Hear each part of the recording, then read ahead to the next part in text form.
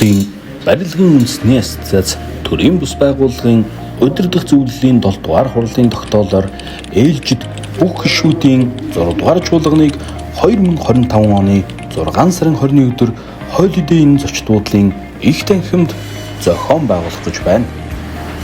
Ассоциацийн дүрмийн дагуу энэ удаагийн чуулганаар дараах асуудлыг хэлэлцэн шийдвэрлэнэ. Үүнд ассоциацийн удирдах зөвлөл, ерөнхийлөгчид, хяналтын зөвлөлүүдийн үйл ажиллагааны тайланд хэлэлцэх, ассоциацийн дүрмэд нэмэлт өөрчлөлт оруулах буюу шинжилсэн найруулгыг батлах, ассоциацийн удирдах зөвлөлийн гишүүд, хяналтын зөвлөлийн гишүүдийг сонгох төлөөлөх, ассоциацийн ерөнхийлөгч, дэд ерөнхийлөгчдийг сонгох болно. Чуулганд дараах гишүүд саналын эрэхтэй оролцох болно.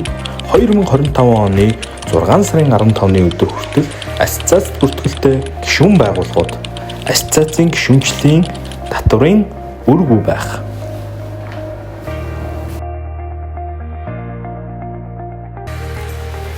Та чуулгандаа идэвхтэй оролцоорой.